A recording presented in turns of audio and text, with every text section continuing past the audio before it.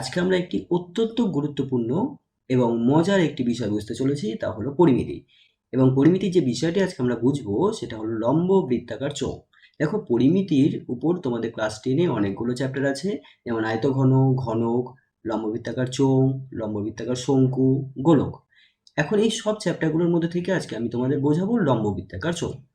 দেখো, এই পরিমিতি শব্দটা শুনলেই তোমাদের মধ্যে অনেকের ভয় লাগে যে পরিমিতি মানেই এখানে অনেক সূত্র আছে, এত সূত্র কি করে মুখস্থ করব এবং সূত্র দিয়ে অঙ্ক করতে হবে, যেটা আমার দ্বারা হবে না। এই রকম কথাগুলো তোমাদের মাথায় সবসময় চলতে থাকে। কিন্তু সত্যি কথা বলতে পরিমিতি কিন্তু একদমই সহজ, সরল এবং মজার অঙ্ক। তোমরা যদি এটাকে মজা করে নিয়ে নিতে পারো, তোমরা যদি মজা করে অঙ্কগুলো করো, তাহলে কিন্তু তোমাদের কাছে অঙ্কগুলো একদমই সহজ লাগবে, জটিল লাগবেই না। এই অঙ্ক একদমই সরল।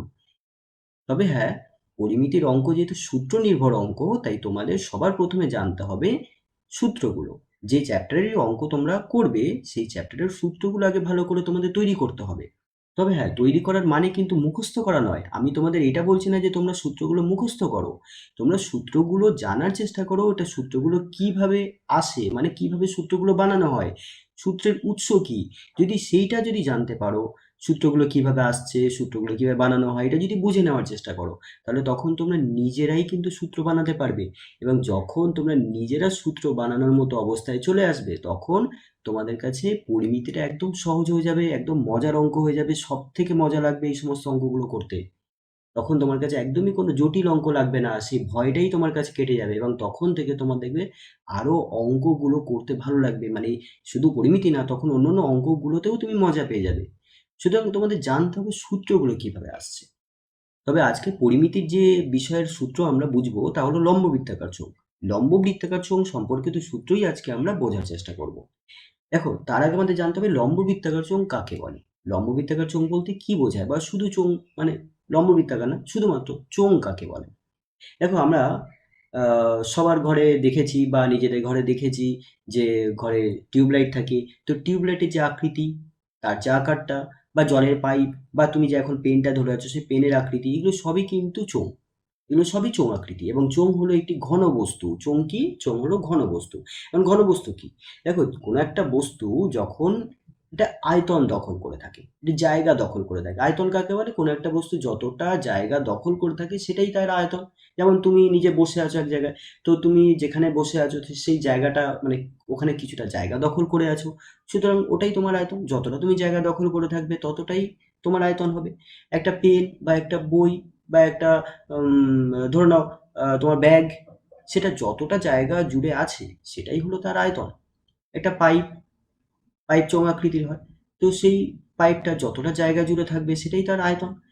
তো আয়তন আছে এমন বস্তুকে আমরা বলবো ঘনবস্তু। এরকমই লম্ব বৃত্তাকার চোঙ, যেহেতু এর নির্দিষ্ট আয়তন আছে, তাই আমি এদেরকে বলবো ঘনবস্তু। তো লম্ব বৃত্তাকার চোঙ এই অর্থে ঘনবস্তু হলো। এরকমভাবে গোলক, আয়তঘন, ঘনক, মানে যে যে চ্যাপ্টারগুলো তোমাদের ক্লাস 10-এ পরিমিতিতে আছে সবই কিন্তু ঘনবস্তু সম্পর্কিত অঙ্কগুলোই আছে। তো দেখো এখন, লম্ব বৃত্তাকার চোঙ কাকে বলে? লম্ব বৃত্তাকার চোঙ কাকে বলে? আমি এখানে দুটো চোঙের চিত্র এঁকেছি। দেখো, চোঙের তিনটে তল হয়। একটা উপরে আমরা দেখতে পাচ্ছি, এই যে তলটা, এটা দেখতে পাচ্ছি, এটা হলো বৃত্তাকার তল। এটা বৃত্তাকার তল মানে বৃত্তের মতো দেখতে। নিচের তলটাও বৃত্তাকার তল। এবং এই দুটো তলের ক্ষেত্রফল কিন্তু সমান। এই দুটো বৃত্তের ক্ষেত্রফল সমান। অর্থাৎ এটার ক্ষেত্রফল যদি 10 একক বর্গ একক হয়, তাহলে এটার ক্ষেত্রফল 10 বর্গ একক হবে। এবং এই দুটো বৃত্তাকার তলকে ঘিরে আছে এরকম একটি তল, এরকম একটি বাঁকা তল, যেটা হলো আমরা যে তলটাকে বলছি বক্রতল বা পার্শ্বতল। তাহলে একটা বক্রতল আর দুটো বৃত্তাকার তল, দুটো বৃত্তাকার তল, এবং এই তলের প্রকৃতি হচ্ছে সমতল। সমতল। তো এরকম দুটো সমতল আছে, বৃত্তাকার দুটো সমতল আছে। তো এইভাবে মোট কটা তল হলো? তিনখানা তল হলো। সমতল দুটো, এবং সমতল হচ্ছে বৃত্তাকার আকৃতির, এবং বক্রতল। এই তিনটে তল মিলিয়ে একটা চোঙ হয়। এবং এই যে সমতল আমরা দুটো পেলাম, এই দুটো সমতলের আকার কিরকম? বৃত্তাকার। এখন এই দুটো বৃত্তাকার তলের যে কোনো একটা তলকে আমরা বলবো ভূমি। মানে এটা যদি চোঙ হয়, তাহলে এটাকে আমি ধরে নিতে পারি এটা হলো এই চোঙের ভূমি। এখন এই দুটো যে বৃত্তাকার তল আমরা দেখতে পাচ্ছি, তার যে কেন্দ্র, প্রতিটা বৃত্তের একটা কেন্দ্র থাকে, যেমন এটা একটা বৃত্ত, তো এই বৃত্তের একটা কেন্দ্র থাকে। যখন আমরা এটাকে উপর দিক থেকে এইভাবে দেখব, তখন কিন্তু আমরা কি রকম আকৃতি দেখবো, এরকম আমরা আকৃতি দেখবো। যেমন তোমার হাতের ধরে নাও একটা পেন বা পেন্সিল, তোমরা পেন বা পেন্সিলের পেছনটাকে চোখের সোজাসুজি যদি রাখো, তাহলে তোমরা কি দেখতে পাচ্ছ? তোমরা দেখতে পাচ্ছ একটা বৃত্তাকার অংশ দেখতে পাচ্ছ। তো ওই বৃত্তাকার অংশটাই কিন্তু আমি এখানে চিত্রতে এঁকেছি। তাহলে এই বৃত্তের একটা কেন্দ্র থাকবে, এটা হচ্ছে বৃত্তের কেন্দ্র, এটা হচ্ছে বৃত্তের কেন্দ্র। তো এই যে বৃত্তের কেন্দ্র, এই কেন্দ্র আর নিচে আর একটা বৃত্ত আছে, এই বৃত্তের কেন্দ্র, এই দুটোকে যদি আমরা যুক্ত করি, যুক্ত করে রেখাটাকে যদি বাড়িয়ে দিই, তাহলে এই রেখাটাকে আমরা বলবো এই চোঙটার অক্ষ, এই চোঙটার অক্ষ। তোমরা সূত্র কিভাবে আসছে জানতে গেলে কিন্তু এই ছোট ছোট বিষয়গুলো তোমাদের জানতেই হবে। তাহলে এটা হলো এই চোঙের অক্ষ। এবং এই দুই যে কেন্দ্র নিলাম, এই দুই কেন্দ্রদ্বয়ের মধ্যে যে দূরত্ব, এই দুই কেন্দ্রদ্বয়ের মধ্যে যে দূরত্ব, এটাকে আমরা বলবো চোঙের উচ্চতা, যাকে আমরা এইচ দিয়ে চিহ্নিত করি। এটা হলো চোঙের উচ্চতা। এখন যখন একটা চোঙের উচ্চতা, তার এই যে ভূমি আছে, ভূমি, তো ভূমির যে বৃত্তাকার অংশটা, এর কেন্দ্র থেকে আমি এই শেষ বিন্দু পর্যন্ত যদি জুড়িয়ে দিই, অর্থাৎ এখান থেকে যদি এতটা যদি যুক্ত করি, তাহলে এটাকে আমরা বলবো ব্যাসার্ধ, ব্যাসার্ধ। তো এইটা হচ্ছে ভূমি, আমরা এই ক্ষেত্রটা দেখতে পাচ্ছি, এটা হচ্ছে ভূমি। তো এই ভূমির সাথে যখন এই উচ্চতাটা, ভূমির সাথে যখন এই উচ্চতাটা 90 ডিগ্রি কোণে থাকবে, তখন আমরা বলবো এই চোঙটাকে লম্ব বৃত্তাকার চোঙ। এটা তো চোঙ তো বটেই, কিন্তু লম্ব বৃত্তাকার চোঙ কেন? তার কারণ এই চোঙের যে উচ্চতা, সেটা ভূমির সাথে, মানে এই যে ভূমি আছে, এটা ভূমির সাথে 90 ডিগ্রি কোণে আছে, অর্থাৎ ভূমির ওপর দাঁড়িয়ে আছে। এটা যদি ভূমি হয়, তাহলে উচ্চতাটা এইভাবে আছে, এইভাবে আছে, 90 ডিগ্রি কোণে আছে। তাহলে যখন উচ্চতা ভূমির সাথে 90 ডিগ্রি কোণে থাকবে, তখন আমরা ওই চোঙটাকে বলবো লম্ব বৃত্তাকার চোঙ। এবং নিচে আর একটা চিত্র এঁকেছি, এটা কিন্তু লম্ব বৃত্তাকার চোঙ না, এটা শুধুমাত্র চোঙ। এখানে আমরা দেখতে পাচ্ছি এই বৃত্তের কেন্দ্র আর এই বৃত্তের কেন্দ্র যুক্ত করে যে দূরত্বটা পেলাম, সেটাকে যদি আমরা বলি এইচ বা উচ্চতা, তো এই উচ্চতাটা ভূমির সাথে, এটা হচ্ছে ভূমি, তো ভূমির সাথে কিন্তু 90 ডিগ্রি কোণে কিন্তু নেই, এটা 90 ডিগ্রি কোণে নেই, অর্থাৎ লম্ব নয়। উচ্চতা ভূমির সাথে লম্ব নয়, এই কারণে এটা চোঙ, কিন্তু লম্ব বৃত্তাকার চোঙ নয়, লম্ব বৃত্তাকার চোঙ নয়। এখন বৃত্তাকার কেন বলা হচ্ছে? বৃত্তাকার এই অর্থে বলা হচ্ছে কারণ এই ঘনবস্তুটার ভূমির যে প্রকৃতি, সেটা হলো বৃত্তাকার। এই যে আমরা দেখতে পাচ্ছি এটা ভূমি, এই ভূমির যে প্রকৃতি কি? ভূমির প্রকৃতি হচ্ছে বৃত্তাকার, বৃত্তাকার। এবং এই উচ্চতাটা বৃত্তের, মানে এই বৃত্তাকারের সাথে, বৃত্তাকার যে আমরা ভূমিটা দেখতে পাচ্ছি, এই ভূমির সাথে যেহেতু এই উচ্চতাটা 90 ডিগ্রি কোণ করে আছে, তাই এই অর্থে হলো লম্ব। তাহলে লম্ব বৃত্তাকার চোঙ, এবং আকৃতিটা চোঙ আকৃতি, তাই চোঙ। তাহলে লম্ব বৃত্তাকার চোঙ কখন হবে? যখন কোনো একটা চোঙের উচ্চতা ভূমির সাথে 90 ডিগ্রি কোণে থাকবে, তখন সেই চোঙটাকে আমরা বলবো লম্ব বৃত্তাকার চোঙ। এই হিসাবে জলের পাইপ, বা তোমাদের সবার ঘরে টিউবলাইট আছে, টিউবলাইট, এগুলো সবই কিন্তু লম্ব বৃত্তাকার চোঙ। কারণ এই দুই কেন্দ্র আমরা যদি যুক্ত করি, তাহলে এই রেখাটা, এই যে ভূমি দেখতে পাচ্ছ, এই ভূমির সাথে কত ডিগ্রি কোণে আছে?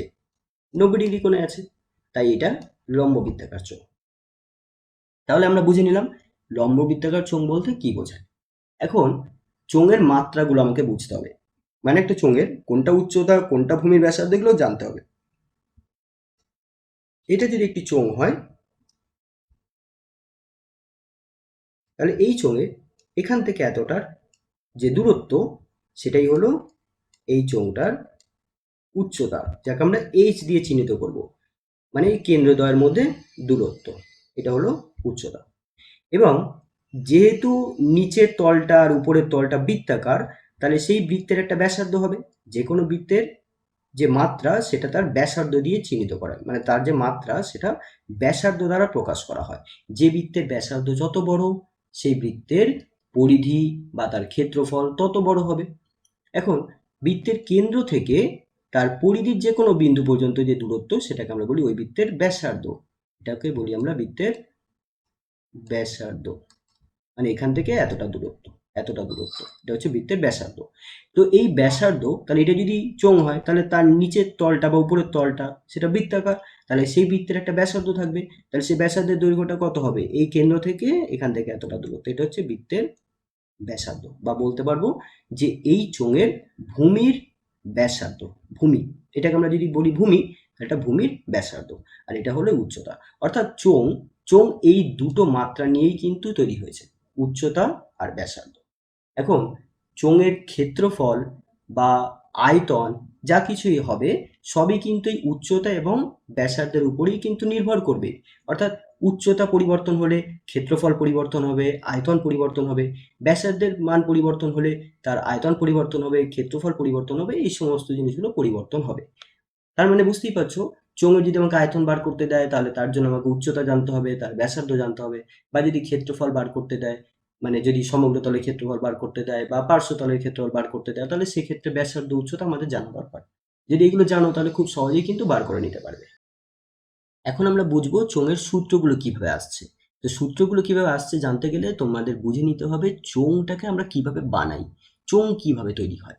দেখো, তোমাকে যদি এরকম একটি আয়তক্ষেত্র দিয়ে দেওয়া হয়, আয়তক্ষেত্র, আয়তক্ষেত্র কি? আয়তক্ষেত্র হলো এক ধরনের চতুর্ভুজ, একটা সমতলিক চিত্র যার দুটো বিপরীত বাহু সমান হয়। এই বাহুটার সাথে এই বাহুটা সমান হবে এবং এই বাহুটার সাথে এই বাহুটা সমান হবে, এবং যার প্রত্যেকটা কোণ কত হবে? 90 ডিগ্রি। তো এইরকম যদি একটি আয়তকার কোনো ক্ষেত্র দিয়ে দেওয়া হয় তাহলে সেখান থেকে তুমি চোঙটাকে বানাতে পারবে। ধরে নেওয়া যাক তোমাকে এরকম একটি খাতার পৃষ্ঠা দিয়ে দেওয়া হলো। খাতার পৃষ্ঠা বা বইয়ের পৃষ্ঠা এরকম আয়তকার আকৃতির হয়। তো এরকম একটি আয়তকার পৃষ্ঠা দিয়ে দেওয়া হলো এবং তার একটা ধার, ধরে নাও এই ধারটাকে তুমি স্থির রেখে, এই ধারটাকে তুমি স্থির রাখলে, মানে এই ধারটাকে তুমি হাত দিয়ে চেপে ধরে রাখলে, এটাকে কোনো পরিবর্তন করবে না।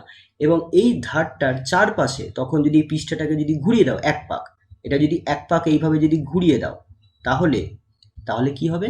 তাহলে তোমার কাছে এরকম একটি ক্ষেত্র তৈরি হয়ে যাবে, এরকম একটি ক্ষেত্র তৈরি হয়ে যাবে। অর্থাৎ তোমার কাছে তৈরি হয়ে গেল একটি চোঙ, লম্ব বৃত্তাকার একটি চোঙ তৈরি হয়ে গেল। তাহলে এই যে আয়তক্ষেত্রটা দেখতে পাচ্ছি, এই আয়তক্ষেত্রের আমরা জানি যে কোনো আয়তক্ষেত্রের দুটো মাত্রা হয়, একটা দৈর্ঘ্য আর একটা প্রস্থ। যেটা বড় বাহু সেটা হয় দৈর্ঘ্য, তাহলে এটাকে আমরা বলবো দৈর্ঘ্য, আর এই বাহুটাকে আমরা বলবো প্রস্থ। তো দৈর্ঘ্যকে যদি আমি এল ধরে নিই আর প্রস্থকে যদি আমি এইচ ধরে নিই, এইচ। এবার এইচটা কেন ধরলাম? দেখো, আমরা চোঙের উচ্চতাকে কি বলছি? এইচ। দেখো, এইটাই তো এখানকার চোঙের উচ্চতার সমান হবে। যদি এই কাগজটাকে তুমি যদি একটা ধারকে স্থির রেখে এই ধারটার চারিদিকে যদি কাগজটাকে ঘুরিয়ে দাও এক পাক, তাহলে এরকম একটি চিত্র তৈরি হলো, এরকম একটি ক্ষেত্র তৈরি হলো। তাহলে এই ক্ষেত্রটা কি? চোঙ। তাহলে এই যে এই চোঙটার যে উচ্চতা, সেটাই তো এই আয়তকার যে খাতার পৃষ্ঠাটা আমি তোমাকে দিলাম, সেই খাতার পৃষ্ঠার কি? প্রস্থ। শুধু আমি বলতে পারি যে এই যে আয়তকার ক্ষেত্রটা আছে তার প্রস্থই হবে ওই চোঙটার উচ্চতা। সেই খাতার পৃষ্ঠা দিয়ে যে তুমি চোঙটা বানিয়েছো সেই চোঙটার উচ্চতার সমান, সুতরাং এখানে প্রস্থই উচ্চতার সমান। আর দেখো, এটা হচ্ছে দৈর্ঘ্য। এখন দেখো, তুমি যখন এই খাতার পৃষ্ঠাটাকে এই ধারের সাপেক্ষে তুমি এক পাক ঘুরিয়ে দিলে, তখন কি হলো?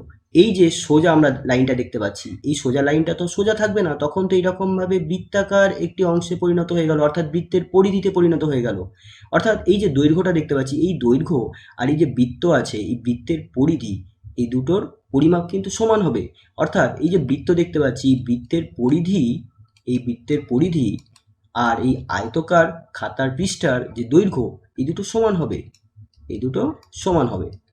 এবার আমরা জানি বৃত্তের পরিধির সূত্র কি? 2 পাই ইন্টু ব্যাসার্ধ। এটা যদি একটা কোনো বৃত্ত হয়, তোমরা জেনে রাখবে, এটা যদি কোনো বৃত্ত হয় তার ব্যাসার্ধ যদি আর হয়, তাহলে এই যে এখান থেকে এতটার যে দৈর্ঘ্য, এই যে পরিমাপ, এটা হচ্ছে বৃত্তের পরিধি এক পাক, এটা তার বৃত্তের পরিধি। তো এই পরিধির পরিমাপটা হয় 2 পাই ইন্টু ব্যাসার্ধ। ব্যাসার্ধ যদি আর হয় তাহলে লিখবো 2 পাই ইন্টু আর, অর্থাৎ 2 পাই আর। তাহলে পরিধি কি পেয়ে গেলাম? 2 পাই আর। তাহলে পরিধি ইকুয়ালস টু আমরা পেলাম 2 পাই আর, অর্থাৎ এল ইকুয়ালস টু কত? 2 পাই আর। এল ইকুয়ালস টু 2 পাই আর। আর প্রস্থ কত? এইচ। তাহলে এবার আমরা জানি আয়তক্ষেত্রের যে ক্ষেত্রফল, আয়তক্ষেত্রের ক্ষেত্রফলের সূত্র কি হয়? আয়তক্ষেত্রের ক্ষেত্রফলের সূত্র হয় দৈর্ঘ্য গুণ প্রস্থ, দৈর্ঘ্য গুণ প্রস্থ, মানে এল ইন্টু বি। তাহলে এই যে আয়তকার ক্ষেত্রের যে ক্ষেত্রফলটা, এই ক্ষেত্রফল আর এই যে চোঙটা দেখতে পাচ্ছি, চোঙের যে বক্রতল, এই বক্রতলের ক্ষেত্রফল আর আয়তকার ক্ষেত্রের ক্ষেত্রফল সমান। তোমরা একটু ভাবো যে পৃষ্ঠাটাকে তুমি যখন এরকমভাবে এক পাক ঘুরিয়ে দিলে, তাহলে পৃষ্ঠাটার যে ক্ষেত্রফল সেটা হচ্ছে আয়তক্ষেত্রের ক্ষেত্রফলের সমান। আর এই আয়তক্ষেত্রের ক্ষেত্রফলটা কার সমান হবে? যে চোঙটা তৈরি হলো ওই পৃষ্ঠাটা দিয়ে, ওই চোঙের এই যে বক্রতল, যে বাঁকা তলটা আছে, যে তলটা হচ্ছে বাঁকা, সেই তলটার ক্ষেত্রফলের সমান হবে। সুতরাং আমরা বলতে পারি যে চোঙের বক্রতলের ক্ষেত্রফল,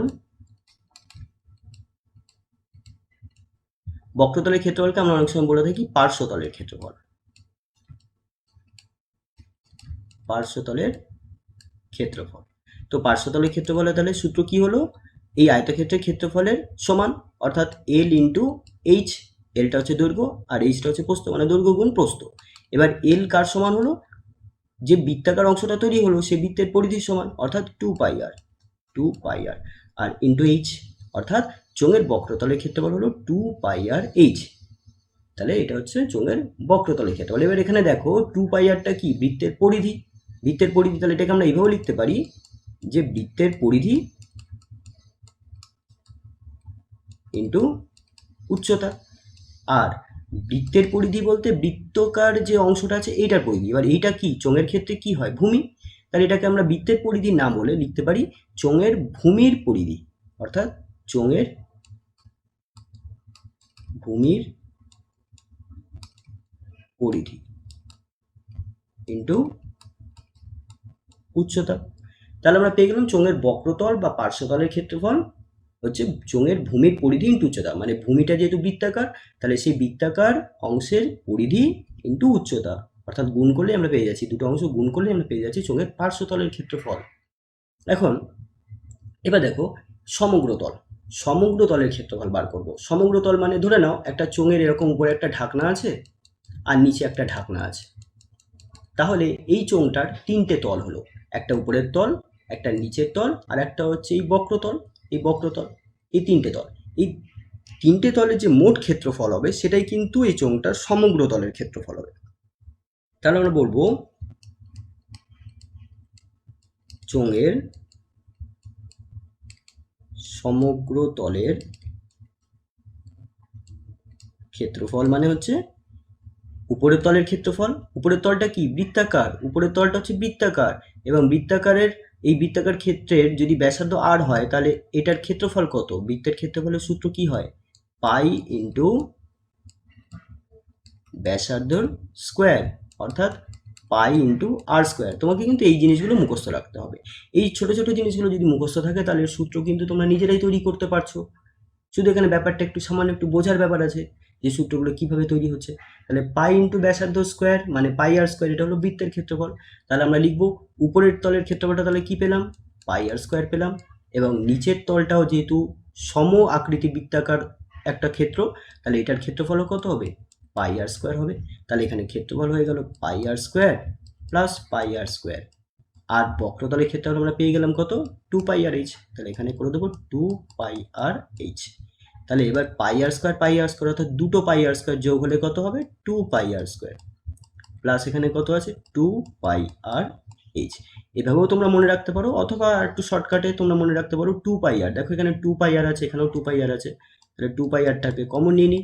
তাহলে এখানে 2πr² ছিল, তার থেকে 2πr নিয়ে নিয়েছি, তাহলে একটা আর এখানে পড়ে থাকবে। আর এখানে 2πr/h থেকে 2πr নিয়ে নিয়েছি, তাহলে h পড়ে থাকবে। অর্থাৎ চোঙের সমগ্র তলের ক্ষেত্রফল পেলাম 2πr ইন্টু আর প্লাস এইচ বর্গ একক। ক্ষেত্রফলে সবসময় বর্গ একক হবে, বর্গ একক হবে। তাহলে এটা হলো চোঙের সমগ্র তলের ক্ষেত্রফল। পার্শ্বতলের ক্ষেত্রফল 2πr/h, সমগ্র তলের ক্ষেত্রফল 2πr ইন্টু আর প্লাস এইচ। এবার আমরা আয়তন পরিমাপ করব। দেখো আয়তন ব্যাপারটা কি? আয়তন মানে কোনো একটা বস্তু যতটা জায়গা দখল করে থাকে সেটাই হচ্ছে তার আয়তন। এবং যে কোনো বস্তুর আয়তন পরিমাপ করতে গেলে তার ভূমির ক্ষেত্রফল আর উচ্চতা জানতে হবে। অর্থাৎ ভূমির ক্ষেত্রফল আর উচ্চতা এই দুটো বিষয়ের উপরই নির্ভর করে একটা কোনো বস্তুর আয়তন। যেমন ধরে নেওয়া যাক তোমার কাছে, তোমার কাছে দুটো চোঙ আছে।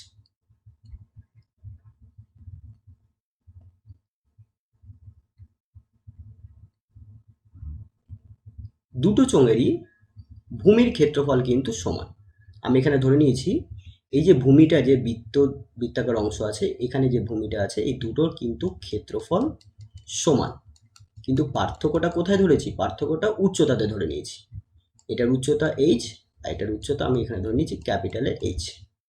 এখন আমরা দেখতে পাচ্ছি যেহেতু এই দুটো চোঙের ভূমির ক্ষেত্রফল সমান, অর্থাৎ এখানকার ভূমির ব্যাসার্ধ আর এখানকার ভূমির ব্যাসার্ধের দৈর্ঘ্য সমান, কিন্তু উচ্চতা আলাদা। এবং এই উচ্চতা আলাদা হওয়ার কারণেই এই দুটো চোঙের কিন্তু আয়তন আলাদা হয়ে যাবে। এবং আয়তন কার বেশি হবে কার কম হবে? এই বড় মানে যে চোঙটার উচ্চতা মানে বেশি আছে সেই চোঙটার আয়তন বেশি হবে, আর যে চোঙটার উচ্চতা কম আছে সেই চোঙটার আয়তন কম হবে। অর্থাৎ এই চোঙটা বেশি জায়গা দখল করে থাকবে, এই চোঙটা কম জায়গা দখল করে থাকবে, অর্থাৎ এই চোঙের আয়তনটা বেশি হবে। এবং বেশি কেন? কারণ উচ্চতা বেশি, কিন্তু ভূমির ক্ষেত্রফল দুটো ক্ষেত্রে আমি সমান নিয়েছি, কিন্তু যে ক্ষেত্রে উচ্চতা বেশি হচ্ছে সেক্ষেত্রে চোঙের আয়তনও বেশি হবে। অর্থাৎ আমরা বলতেই পারি যে আয়তন আয়তন কি করছে? উচ্চতার সাথে সমানুপাতিক। এইচ বা আমরা বলবো উচ্চতার সাথে সমানুপাতিক, অর্থাৎ উচ্চতা বাড়লে আয়তন বাড়বে। আয়তন এবং উচ্চতার মধ্যে সরল সমানুপাতিক সম্পর্ক হয়, উচ্চতা বাড়লে আয়তন বাড়বে। এবং আরেকটা ক্ষেত্র ধরে নিই,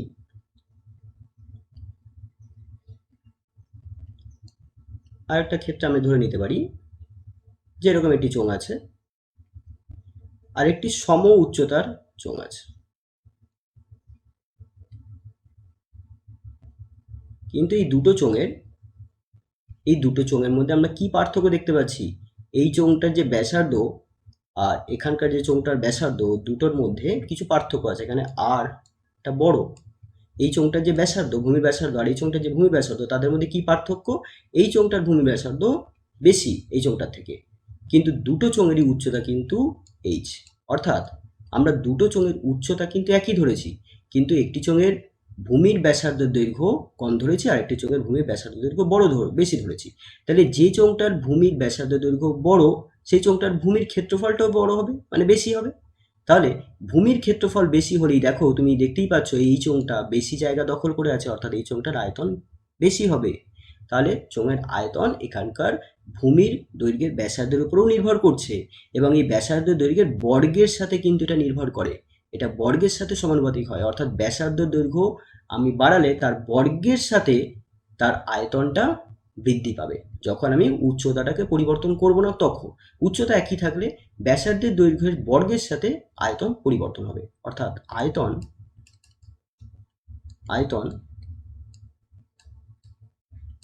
ব্যাসার্ধের বর্গের সাথে পরিবর্তন হবে। তো এই অর্থে আমরা বলতেই পারি যে আয়তনকে আমরা পরিমাপ করব এই দুটো বিষয়ের উপর নির্ভর করে, এক হচ্ছে ব্যাসার্ধ আর এক হচ্ছে উচ্চতা। এবং এই আয়তনের সূত্র হবে ভূমির ক্ষেত্রফল ইন্টু উচ্চতা। অর্থাৎ ভূমির ক্ষেত্রফল যত বেশি হবে আয়তন তত বেশি হবে, এবং উচ্চতা যত বেশি হবে সেই চোঙের আয়তন তত বেশি হবে। অর্থাৎ তাদের গুণফলের সাথে আয়তন কিন্তু সমানুপাতিক। এবং ভূমিটা যেহেতু বৃত্তাকার, যেহেতু কোন একটা চোঙের ভূমিটা যেহেতু বৃত্তাকার হয়, তাহলে বৃত্তের ক্ষেত্রফল কত হয়? পাই ইন্টু ব্যাসার্ধ স্কোয়ার। আর উচ্চতা আমরা ধরে নিচ্ছি এইচ, মানে এটা যদি চোঙ হয় তাহলে এই চোঙটার উচ্চতা আমরা ধরে নিচ্ছি এইচ, আর ভূমির ব্যাসার্ধ দৈর্ঘ্য ধরে নিচ্ছি আর। তাহলে এখানে কি হলো? পাই আর স্কোয়ার, এটা হচ্ছে ভূমির ক্ষেত্রফল, ইন্টু এইচ মানে উচ্চতা, অর্থাৎ ভূমির ক্ষেত্রফল ইন্টু উচ্চতা, অর্থাৎ কি আসলো? পাই আর স্কোয়ার এইচ। এটা হলো চোঙের আয়তন। তোমরা এই সূত্রটা মনে রাখার চেষ্টা করো বেশি করে। ভূমির ক্ষেত্রফলের সূত্র কি হবে? পাই আর স্কোয়ার, আর উচ্চতা হবে এইচ। এখন ভূমির ক্ষেত্রফল কোনো অঙ্কতে সরাসরি দিয়ে দেয়, তাহলে এই সূত্রটা মনে রাখাটা তখন কিন্তু খুব একটা কাজের আসবে না। তোমরা যদি এই সূত্রটা মনে রাখতে পারো তাহলে কিন্তু খুব সহজ হয়ে যাবে। কারণ কোনো অঙ্কে কখনো দেখলো যে ভূমির ক্ষেত্রফল বলে দিল 50 বর্গ একক, তাহলে তখন আমাদের এই সূত্রটা ফেলতে হবে। ভূমির ক্ষেত্রফল 50 দিয়ে দিল, আর উচ্চতা যদি দিয়ে দেয় 20, তাহলে 50 ইন্টু 20 এত বর্গ একক বসিয়ে দিলে আমরা আয়তন পেয়ে যাব। সুতরাং আয়তন হচ্ছে ভূমির ক্ষেত্রফল ইন্টু উচ্চতা, অর্থাৎ ভূমির ক্ষেত্রফলকে উচ্চতা দিয়ে গুণ করলেই আমরা পেয়ে যাব আয়তন। তাহলে এইভাবে আমরা লম্ব বৃত্তাকার চোঙের আয়তন বার করতে পারি। তাহলে লম্ব বৃত্তাকার চোঙের আয়তন বার করতে গেলে ভূমির ব্যাসার্ধ দৈর্ঘ্য লাগবে আর উচ্চতা লাগবে। এবার আরেকটি বিষয় আছে, ধরে নেওয়া যাক তোমার কাছে এরকম একটি চোঙ আকৃতি একটা কোনো বস্তু দিয়ে দিয়েছে। এখন বলা হলো এই চোঙটার মধ্যে সব থেকে বড় মাপের একটি দণ্ড এর মধ্যে আমি রাখবো। তাহলে কিভাবে রাখবো? তাহলে দেখো দণ্ডটাকে কিন্তু আমি এইভাবে রাখবো। এইভাবে রাখলে তাহলে আমি সব থেকে বড় পরিমাপের আমি দণ্ডটা রাখতে পারবো। আমি যদি এইভাবে রাখি তখনই আমি কিন্তু সব থেকে বড় মাপের দণ্ড রাখতে পারবো। এবং এর দৈর্ঘ্য কত হবে? এর দৈর্ঘ্যটা যদি আমি এল ধরে নিই, তাহলে এই এলের পরিমাপটা কি করে পাবো? দেখো, এখান থেকে এতটা চোঙের উচ্চতা, আর এইখান থেকে এতটা চোঙের ব্যাসার্ধ। তাই এটা যদি ব্যাসার্ধ হয়, তাহলে এখান থেকে এতটা যদি ব্যাসার্ধ হয়, তাহলে এইখান থেকে এতটা কত হবে? এটাও ব্যাসার্ধ হবে। তাহলে এখান থেকে এতটা দৈর্ঘ্য কত হলো? 2r হলো। আর প্লাস আর কত? 2r। এবার দেখো, এইটা একটা কিন্তু ত্রিভুজ, এটা একটা ত্রিভুজ তৈরি হলো এবং এটা একটা সমকোণী ত্রিভুজ। যে সমকোণী ত্রিভুজের কি হলো? ভূমির দৈর্ঘ্য হলো 2r, উচ্চতা হলো h, আর আমাদের লাগবে এই অতিভুজের পরিমাপটা, অতিভুজের পরিমাপ। তাহলে পিথাগোরাসের সূত্র অনুসারে অতিভুজের স্কোয়ার অর্থাৎ এল স্কোয়ার ইকুয়ালস টু ভূমি স্কোয়ার প্লাস উচ্চতার স্কোয়ার। এটা হচ্ছে পিথাগোরাসের সূত্র অনুসারে। তাহলে আমরা লিখতে পারি এল ইকুয়ালস টু কত হলো? 4r স্কোয়ার প্লাস এই স্কোয়ারটা তুলে দিলাম, এখানে একটা রুট হয়ে যাবে।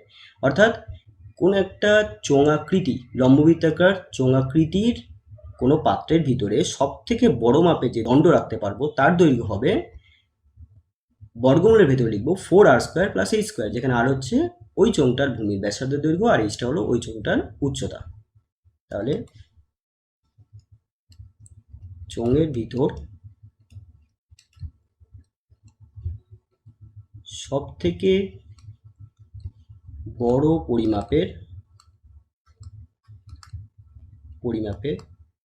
যে দণ্ডটি রাখা যাবে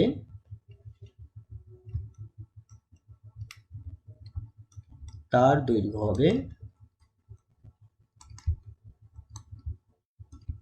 L equals to root 4r square plus a square, এত একক। আমরা আয়তনে সবসময় ঘন একক ব্যবহার করব, ক্ষেত্রফলে বর্গ একক ব্যবহার করব, এবং এই দুটো বাইরে আমরা বাকি সবগুলোতে একক ব্যবহার করব। এবং পরিমিতির অঙ্কতে কিন্তু এককটা খুবই গুরুত্বপূর্ণ। যখন আমরা পরিমিতির অঙ্ক করব, সবসময় এককটাকে খুব গুরুত্ব দিয়ে আমাকে দেখতে হবে। এবং অঙ্কতে এটাই হয় যে সমস্ত অঙ্কগুলো তোমরা পাবে পরীক্ষাতে বা তোমার বইতে যেগুলো পাবে, সেগুলো ম্যাক্সিমাম ক্ষেত্রে তোমরা দেখবে যে এককগুলো কিন্তু আলাদা আলাদা করে দিয়েছে। অর্থাৎ দেখা গেলো ক্ষেত্রফল দিয়েছে বর্গমিটারে আর আয়তন চাইছে লিটারে। তো এই এককগুলো তোমাদের কিন্তু খুব গুরুত্ব দিয়ে দেখতে হবে। এককের পরিবর্তনগুলো তোমাদের যদি খুব ভালো করে জানা থাকে তবে কিন্তু আরও সহজ হয়ে যাবে। এবং এই এককটাই কিন্তু অনেক স্টুডেন্টের ক্ষেত্রে এটা একটা গড়বড় হয়ে যায়, মানে তারা করতে পারে না, এবং যে কারণে অঙ্কগুলো কঠিন লেগে থাকে তাদের। তো এককটার পরিবর্তনটাও তোমাদের জানতে হবে। তাহলে আমরা কি পেলাম?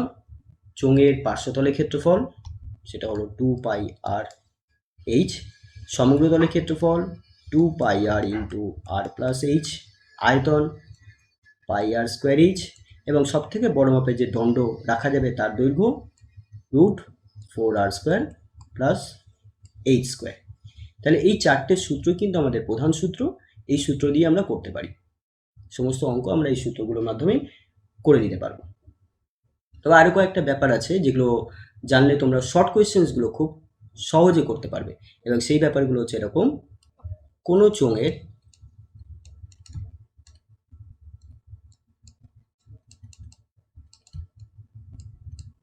ভূমির ব্যাসার্ধ বা ভূমির ক্ষেত্রফল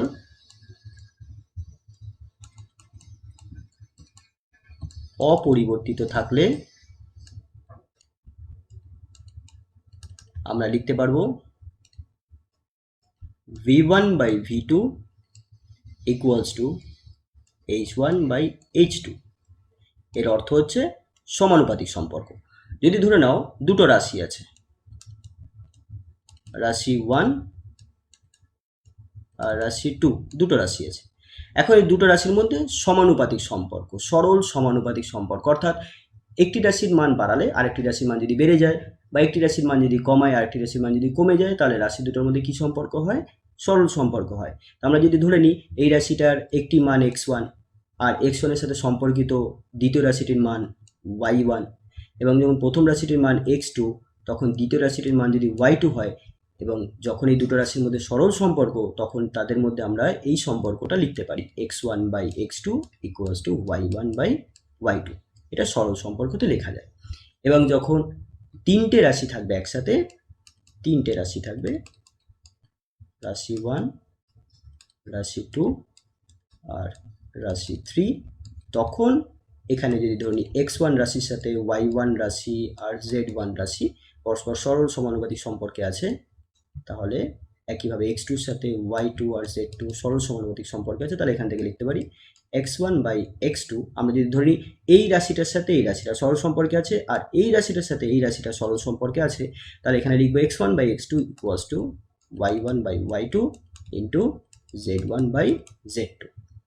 যে রাশিটার সাথে আমরা সম্পর্ক বার করি সেই রাশিটা বাদিকে থাকবে। এবার সমান সমান দিয়ে এই রাশিটার সাথে যাদের মানে যে সমস্ত রাশির সম্পর্ক আমরা বার করছি বা আমার জানা আছে সেই রাশিগুলোকে আমরা এরকমভাবে গুণ করে লিখবো। অর্থাৎ রাশি ওয়ানের সাথে রাশিটা যদি সরল সম্পর্ক হয় তাহলে লিখবো x1 by x1 by x2 equals to y1 by y2।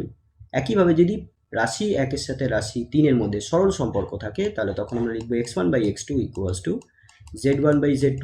এবার এই দুটো সম্পর্ক যখন আমরা একসাথে করব তখন আমরা এই সম্পর্কটাকে লিখবো x1 by x2 equals to y1 by y2 into z1 by z2। এই জিনিসগুলো কিন্তু আমরা এই চোঙের অঙ্কতে আমরা কিন্তু প্রয়োগ করতে পারি। তো এটা আপাতত আমরা জেনে রাখো যে চোঙের ভূমির ব্যাসার্ধ বা ভূমির ক্ষেত্রফল অপরিবর্তিত থাকলে v1 by v2 equals to h1 by h2। এটার অর্থ হচ্ছে দুটো একই আকৃতির মানে ভূমির ক্ষেত্রফল একই হবে এরকম দুটো চোঙ আছে, এরকম দুটো চোঙ আছে যাদের ভূমির ক্ষেত্রফল একই, অর্থাৎ ভূমির ক্ষেত্রফল পরিবর্তন হচ্ছে না কিন্তু উচ্চতা আলাদা। এটার উচ্চতা h1 আর এই চোঙটার উচ্চতা h2। তাহলে এই চোঙটার যদি আয়তন যদি v1 হয় আর এটা যদি আয়তন যদি v2 হয় তাহলে লিখবো v1 by v2 equals to h1 by h2। 2 number,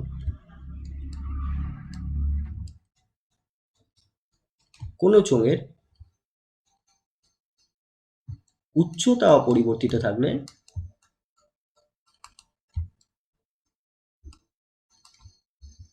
v1 by v2 equals to r1 by r2 স্কোয়ারের অনুপাতের সমান হবে।